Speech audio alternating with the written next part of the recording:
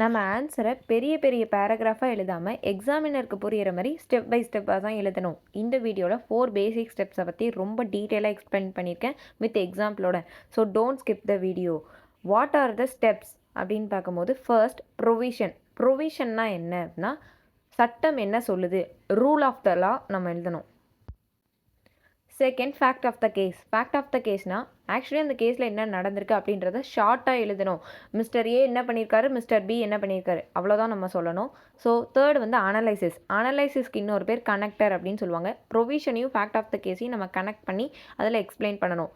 Fourth step conclusion. கன்க்ளூஷனுக்கு இன்னொரு name judgement. So ஃபைனலாக அந்த கேஸில் என்ன ஜட்ஜ்மெண்ட் வருது அப்படின்றத நம்ம ஷார்ட்டாக எழுதணும். இதை இப்போ நம்ம ஒரு சின்ன எக்ஸாம்பிளோட பார்க்கலாம். இந்த கொஷனில் என்ன கொடுத்துருக்காங்கன்னா, மிஸ்டர் எக்ஸ் ஒரு மைனர், அவர் வந்து மிஸ்டர் ஒய் கிட்டேருந்து ஒரு 50,000 லோன் வாங்கியிருக்காரு. எதுக்காக அப்படின்னா அவரோட ஹையர் எஜுகேஷன் ஃபீஸ்க்காக.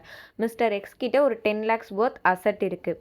மெச்சூரிட்டி பீரியட் அப்போது மிஸ்டர் எக்ஸ் வந்து நான் அந்த பணத்தை நான் திருப்பி கொடுக்க மாட்டேன் அப்படின்னு சொல்கிறாரு. இப்போது இந்த கேஸில் என்ன கொஷின் கேட்டிருக்காங்கன்னா, ஒய் வந்து அந்த மணியை ரெக்கவர் பண்ண முடியுமா அப்படின்னு கேட்டிருக்காங்க. இப்போ நம்ம ஆன்சர் பார்க்கும்போது ஃபஸ்ட்டு ப்ரொவிஷன். ப்ரொவிஷன் என்ன எழுதணும் அப்படின்னா, ஃபஸ்ட்டு என்ன சொன்னேன், ப்ரொவிஷன்னா ரூல் ஆஃப் த லா எழுதணும்னு சொன்னேன்னா. So according to the provisions of the Indian Contract Act 1872 an agreement with a minor is void ab initio. However, under section 68, if a person provides necessary to a minor, the provider is entitled to be reimbursed from the property of such minor. Education is considered a necessary for a person's conditions in life. Contract ஆக்டில் minor கூட நம்ம ஒரு agreement போடுறோம் அப்படின்னா அது void அப் இனிஷியோ அப்படின்றத சொல்கிறாங்க. Void ab இனிஷியோனா என்ன, void from the very beginning of the contract, இதுதான் மீனிங்.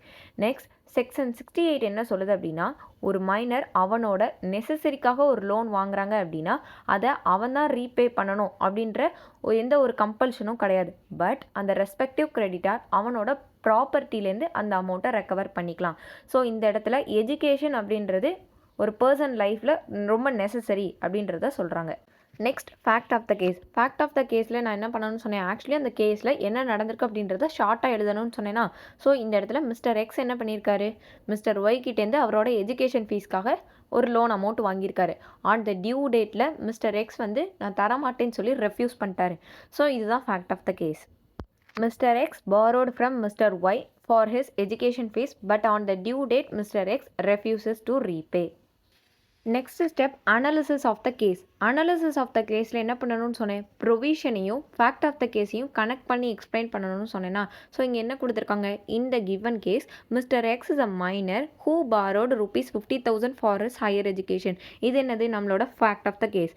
நெக்ஸ்ட் ப்ரொவிஷனை கனெக்ட் பண்ணியிருப்பாங்க, which falls under the category of necessaries. Although mister X is not personally liable his estate or assets can be held liable. இந்த பாயிண்ட்டை பார்த்தோன்னே என்ன ஞாபகம் வருது, நம்மளோட ப்ரொவிஷனில் necessaries to a minor the provider is entitled to be reimbursed from the property of such minor அப்படின்ற ஒரு பாயிண்ட்டை இங்கே எக்ஸ்பிளைன் பண்ணியிருக்காங்களா.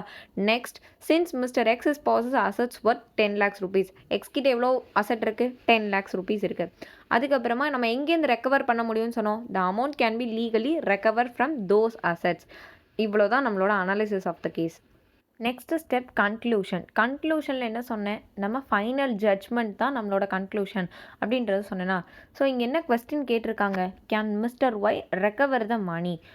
மிஸ்டர் ஒய் வந்து அந்த அமௌண்ட்டை ரெக்கவர் பண்ணிடுவாரா அப்படின்னு சொல்லி கொஸ்டின் கேட்டிருக்காங்க. ஸோ நம்ம என்ன ஆன்சர் எழுதணும், therefore mister Y can succeed in recovering the ₹50,000 but only from the assets of mister X and not from mister X personally. இதுதான் நம்மளோட ஃபைனல் ஆன்சர். கண்டிப்பாக இப்போ ஒரு ஐடியா கிடச்சிருக்கும் எப்படி கேஸ் கொஷினுக்கு ஆன்சர் பண்ணுறதுன்னு. இது ஒரு எக்ஸாம்பிளாக வச்சு இன்னும் நிறைய கொஷின்ஸ் நீங்கள் ட்ரை பண்ணி பாருங்கள், கண்டிப்பாக ஆன்சர் வரும். If you have any doubt in this video, let me know in the comments. Thanks for வாட்சிங்.